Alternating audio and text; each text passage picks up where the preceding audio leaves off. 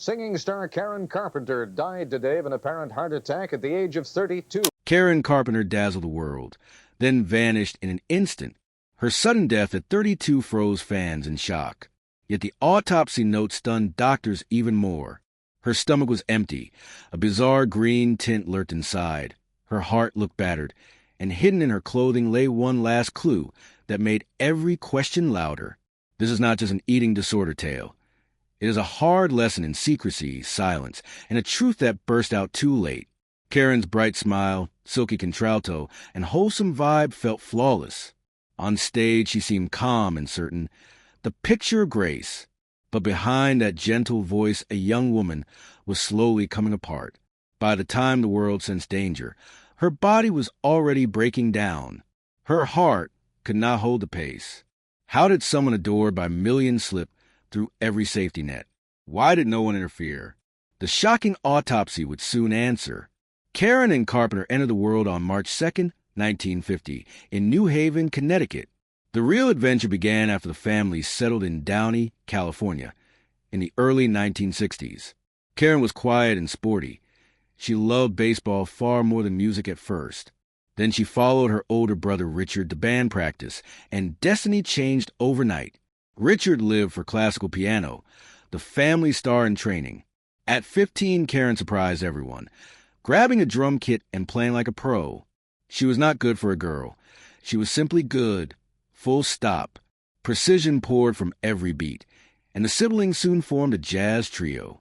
They cut the name to Carpenters. No, the simple and sleek, while rock rebels like Led Zeppelin and Janis Joplin blasted radios. Karen and Richard offered soft harmonies that made listeners pause. Her warm voice felt hypnotic and safe. That sense of control would soon show up in darker ways. In 1969, at just 19, the pair signed with A&M Records. The debut album slipped by quietly, yet the second release exploded. They longed to be Close to You, shot to #1 for 4 solid weeks, and grabbed a Grammy. Success piled up fast. Every magazine wanted Karen's photo. TV shows begged for appearances. The public adored her modest style. No wild parties, no scandal, only poise. The perfect girl image sold records, but also had warning signs. No one looked hard, because Karen always looked in charge. Yet that mask was slipping. Karen felt uneasy about her body for years. She once called herself chubby in high school, though friends remembered her as sporty and thin. In her 20s, she counted every bite, chased smaller numbers, and tried one diet after another. In an industry obsessed with camera angles and weight, her fear felt normal, even praised. Here is where tension deepens. Karen was not just a singer. She was a skilled drummer, one of the few women on major stages who kept the beat while singing. But managers wanted her front and center, far from the drums. Camera crews demanded clear shots of her figure. The brighter the spotlight, the thinner she thought she had to be. The band's fame kept soaring, but Karen withdrew. Clothes hung loose, her cheeks hollowed, performances lost bounce. Reporters kept asking about music, never about health. Anorexia, barely understood in the 1970s, was often brushed off as vanity. Karen was fighting an enemy with no common name, and her heart was losing strength. Starvation alone did not stop Karen's heart. Something darker did. Only decades later did the full truth surface. Many believed she simply wasted away, but fresh details from her autopsy paint a harsher picture. Cause of death: emmetine cardiotoxicity, heart failure from long-term use of ipecac syrup, a then common medicine used to trigger vomiting. Karen was not just restricting food. She was forcing her body to obey through chemicals. Her heart died because poison wore down. In her final months, Karen tried to recover. She gained weight, smiled for cameras, planned new music. On paper, she seemed better, yet inside, damage ran deep. Doctors still marvel. How could someone on the mend collapse so fast?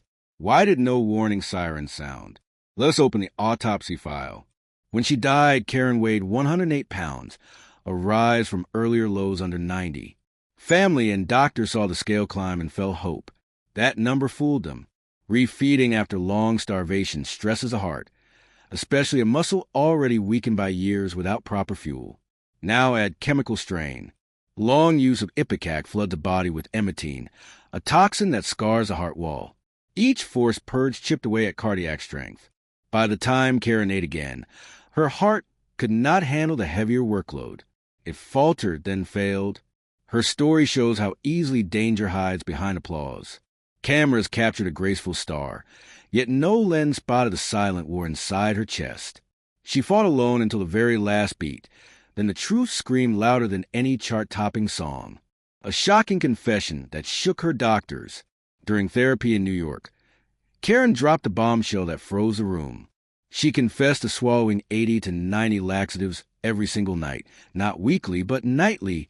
She also declared she popped up to 10 thyroid pills each day, even though her thyroid worked fine. She believed the pills would fire up her metabolism and torch calories faster. Staying thin cost more than money. It cost her safety. The hidden dangers behind those pills. These actions were not just extreme, they were deadly. Laxatives flush water and waste, yet do not stop calorie absorption. So the weight loss they appear to give is mostly a trick. What they do steal is hydration, along with vital electrolytes that keep the heart beating in rhythm. Overuse wrecks kidneys and can spark arrhythmia, a heartbeat that stumbles out of step. For Karen, this risk was only the beginning. Enter Ipecac, a silent poison. Buried inside her medical notes was another quiet yet crushing detail, one many readers skip over. Ipecac syrup. The bottle that once sat in countless medicine cabinets could turn a household helper into a lethal weapon, meant to make children vomit after swallowing poison. It became Karen's secret tool to erase calories quickly. She used it often, not sparingly, and every dose dripped danger into her blood. Emetine attacks the heart. Ipecac carries emetine, a compound that irritates the stomach and forces vomit. But taken often, it does something far worse. Emetine seeps into the heart muscle and leaves scars that weaken each squeeze. This cardiotoxic punch brings irregular rhythms, then outright failure. That is what claimed Karen's life. Not only shrinking weight, not only strict dieting, but a toxic storm inside her chest. Damage that hides until it's too late. Outwardly, Karen seemed to rally. She had added pounds, smiled on camera, and spoke of new music. Inside, her heart had already paid a terrible toll. The cocktail of starvation and poison left it brittle. Even as hope rose, her pulse was ready to break. The disaster was locked away where no fan could see. A sedative found after the fall. The autopsy added another question mark when doctors found a tiny bottle of Ativan in the pocket of her red jogging suit. Ativan eases anxiety and insomnia, yet can slow breathing and the heart. No trace showed in her blood, meaning she had not taken it recently. Yet its presence hints she battled deep worry while trying to heal. How much fear did she hide from everyone around her? An empty stomach and a strange green paste. What the coroner did not find inside her stomach screamed even louder. No solid food rested there, only a dark green substance with the texture of dried leaves. It proved that public meals did not match private reality. Whatever that paste was, it was not nourishment. It could never power a damaged heart, a preventable loss that sparked change. The harsh truth is clear. This outcome could have been stopped. In the 1970s and early 1980s, anorexia was barely understood and often mocked. Many doctors missed the signs. Families felt helpless, and patients were blamed instead of supported. If knowledge had been stronger, Karen might still be singing today. The ripple effect of her passing. Karen's death sent a jolt through public health. Officials finally saw how Ipecac could be misused and moved to pull it from store shelves. By the early 2000s, many countries banned or tightly restricted over-the-counter sales. Her tragedy forced a long-overdue talk about how everyday products can turn lethal in the grip of an eating disorder, trapped in a cycle of control. Reviewing her papers years later shows a maze of fear and misinformation. Karen was not just avoiding food. She was locked in a ritual of pills and purges that felt like control, but actually stowed away. Laxatives, thyroid boosters, and Ipecac built a chemical prison that even skilled physicians struggled to dismantle. A world unprepared to help. Why was a star with millions of admirers left to fight alone? Timing played a grim role. Anorexia nervosa did not earn official recognition until the 1980s, and treatments were scarce. Many thought it was a teenage phase or vanity. Friends sometimes praised her thinner look, not grasping they were cheering on her decline. The power of silence. Karen rarely spoke about her illness. Shame and uncertainty kept her quiet, and the people near her clung to her wholesome image. They wanted the smiling, soft-voiced Karen, not a fragile patient. Denial wrapped the truth until her collapse made it impossible to ignore. The final collapse. On February 4th, 1983, Karen fell to the floor of her parents' home. Paramedics rushed her to the hospital, but the damage was already done. The voice that once filled arenas went silent forever. Her story remains a warning that hidden battles can turn deadly while the world applauds. Karen Carpenter's war with her own reflection began long before the cheering crowds. In high school, she played ball, ran bases, and looked strong in every yearbook photo. Yet she whispered that she felt chubby, a word no friend recognized. Eating disorders feast on feelings, not facts, and that tiny doubt grew roots before anyone noticed. She never dreamed of runway fame. She simply feared being too much. Too loud, too big, too visible. That dread crept into every mirror until the image fought back. When music opened doors, calorie counting crept in. Small servings, skipped meals, silent swaps. Nothing alarming at first. But after signing with A&M Records, cameras zoom in on every angle, and a male-dominated business demanded female perfection. Karen, a lifelong perfectionist, swallowed those rules with dangerous ease. Then came the personal trainer, meant to keep her fit for stage lights. He loaded her plate with high car fuel, believing it would power the show. Instead, her body inched up a few pounds. For someone already hanging by a thread, that shift felt catastrophic. Each ounce confirmed the fears she carried for years. She fired him on the spot. From that day forward, she trusted no one but herself. The spiral tightened. Only a few bites of lettuce, plain vegetables, and clever plate pushing to fake a meal. On tour, she pleaded she was too tired, or not hungry, to join dinner. Bandmates grew uneasy, yet words failed them. Weight melted away until warning signs screamed. Her cheeks hollowed. Clothes drooped. She refused a larger size. Mid-70s, on a hot stage, she collapsed. Publicly, it was exhaustion. But backstage, doctors watched her blood pressure sink and muscles weaken. Her bubbly chatter turned flat and jumpy. Friends panicked. Some called her psychotic about her weight. If a schedule changed or a plate arrived out of order, Karen's anxiety spiked. She tracked every bite and minute. When control slipped, panic followed. The word anorexia sat outside common speech. So even caring eyes lacked a label. Medical texts of the era brushed anorexia nervosa aside as a fad or quirk. Many believed extreme dieting would fade on its own. Because Karen joked in interviews and stayed self-deprecating, the press saw no alarm. Her iron discipline, so powerful on stage, hid the storm tearing her health apart. Even after she entered recovery, the stamp of starvation lingered. Years of malnutrition and pills left her heart fragile, bones brittle, immunity shaky. Every organ had been forced to survive on fumes. Karen fought to regain strength, yet the world still struggled to grasp the scale of her battle. Karen's deepest heartbreak did not echo from an arena. It echoed from her living room. Behind the gold records, a silent crack widened between the public idol and the private daughter. At the center stood the very people meant to guard her: family, record bosses, and the machinery that printed her legend. Her bond with Mother Agnes carried tension long before fame. In public, Agnes smiled as a proud parent. But many insiders recalled a stern, distant woman who showered praise on Richard, the elder brother and true musical genius. Even after Karen's voice became the brand, applause at home leaned toward Richard. Discipline earned respect, but emotion rarely won warmth. Karen ached for approval. Instead, she met pressure. Look perfect, act polite, protect the family image. When pounds vanished and bones showed, honest talk remained off limits. Agnes brushed concerns aside as just another one of her diets. Whether denial or control, the result was silence. So, a solo record became Karen's quiet declaration of self. In 1979, she flew to New York and teamed with legendary producer Phil Ramone. The sessions felt intimate, risky, thrilling. The sound stepped far from the Carpenter's polished pop, Boulder horns, jazzy grooves, late 70s edge. Her contralto slid into a new, assertive world, singing songs like If I Had You and My Body Keeps Changing My Mind. For once she was author of her own identity, but the triumph was brief.